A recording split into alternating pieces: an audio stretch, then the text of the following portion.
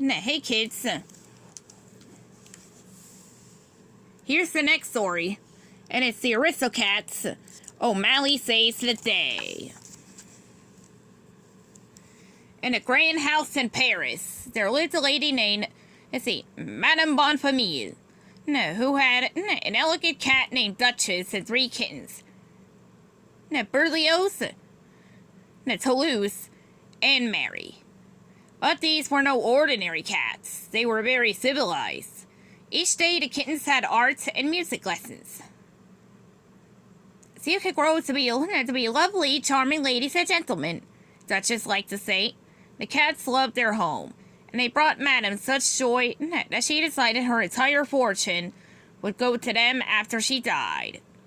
The cats, the butler Edgar sputtered when he overheard Madame talking to her lawyer. It's not fair. He decided to get rid of the cats so the money would be left to him instead. As he warmed the cat's cream that afternoon, he mixed this with sleeping pills. Duchess and her kittens lapped up the cream, and before long, they were fast asleep. Then Edgar put them in a basket and drove them far, far away.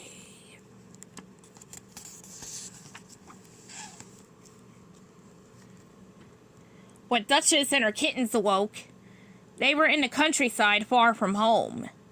"Mama, I'm afraid," Mary cried. "I want to go home." Now, my darling," Duchess said. She tried to comfort her scared little kitten, but she was frightened too. What would they do next?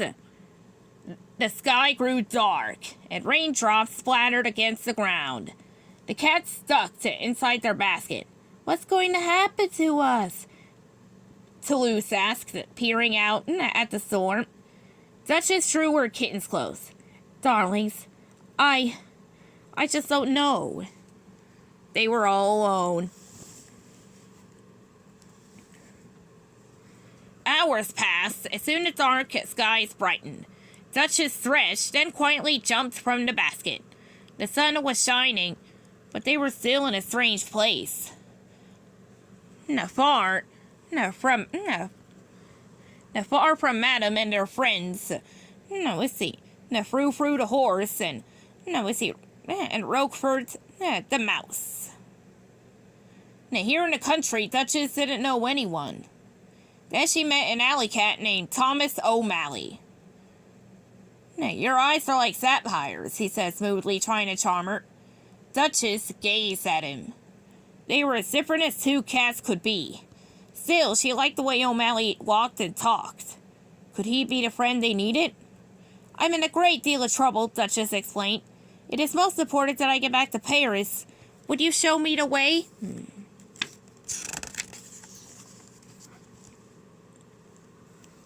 "Show you the way?" O'Malley repeated with a laugh. "We shall fly to Paris on a magic carpet, side by side, just we 2. Then Mary leaped out of the basket. "3?"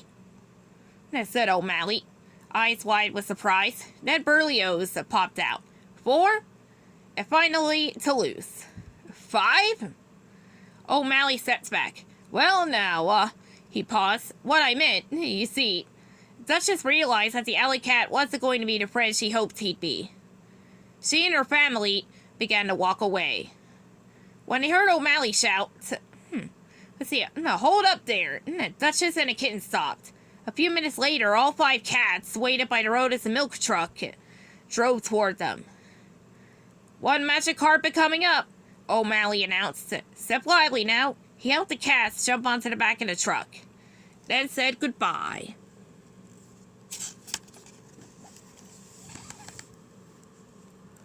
But as the truck started to drive away, Mary fell off of it. O'Malley grabbed her and leaped back on. "Thank you, Mr. O'Malley, for saving my life," she said. "No trouble at all, little princess," he replied. Down the road, O'Malley whipped the cover off a giant container of cream. "Breakfast!" he cried, but the driver caught sight of them in the rearview mirror and got angry. The cats raced off the truck, hurried through the tall grass, and ran into a bridge with railroad tracks. They began to walk across. "Be careful, children," Duchess called to her kittens. Clickety-clack, clickety-clack. Whoa, whoa! A train was coming, right towards them. Quickly, O'Malley pulled everyone onto a tiny platform beneath the tracks. They huddled together, holding on tightly as the train rumbled by. But as the bridge shook, Mary fell into the river below. Keep your head up, O'Malley called. Here I come. He dove into the water and gently pushed the kitten onto a log. Duchess leaped to the ground, then onto a branch that was hanging over the water. When the log floated past, O'Malley carefully tossed Mary over to Duchess. He had saved the day once again.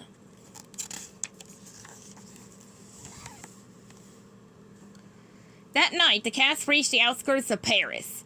The kids are bushed, O'Malley said to Duchess. He led them to his place for some rest. The abandoned house was old and run down, a world away from Madame's mansion. Suddenly music blared from the broken windows. O'Malley's friends were inside. Maybe we'd better find another place, the alley cat said. But Duchess didn't care how different everything was. It was all new and exciting, and she was certain O'Malley's friends would be just as nice as he was. She entered a large room, where a group of alley cats were in furniture about. Where alley cats were playing piano, trumpet, bass, and accordion. The room shook and furniture bounced. Soon Duchess and her kittens were dancing to the jazz music and having the time of their lives. Duchess looked around. She never met such cats or heard such music, and she never had such a dear friend. Later, Duchess tucked the kittens into bed.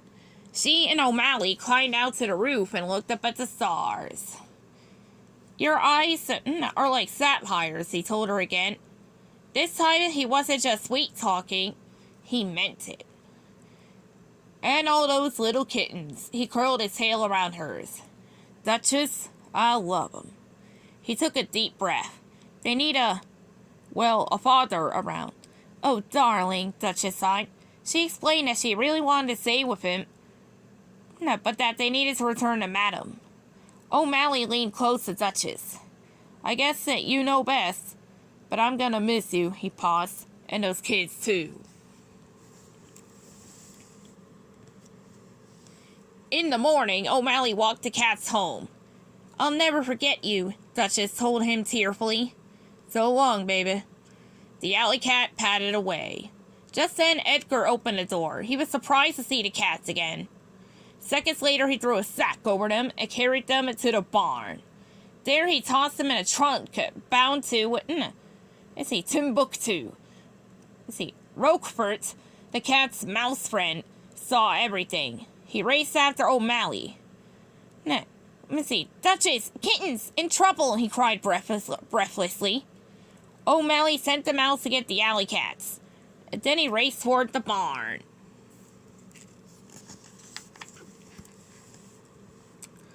O'Malley pounced on Edgar, and the two tumbled about. The butler tried to run away, but Frou Frou the horse had him by the coattails. Then Edgar's coat ripped and he was free. The butler and O'Malley faced off on either side of the trunk. Just when Edgar seemed to be winning, O'Malley's friends burst into the barn. One dropped a harness over Edgar, and another tossed a bucket on his head.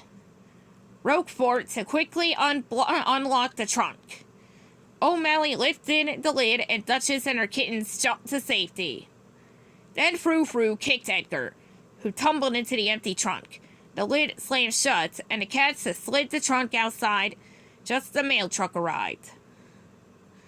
This goes all the way to Timbuktu, the driver announced.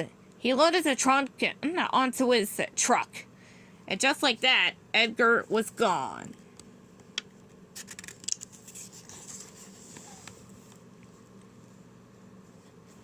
The Duchess and O'Malley looked at one another. After everything they'd been through, they couldn't bear to be apart. They meant too much to each other. Madame understood. She was thrilled to have her beloved cats back and welcome O'Malley into the family. The end.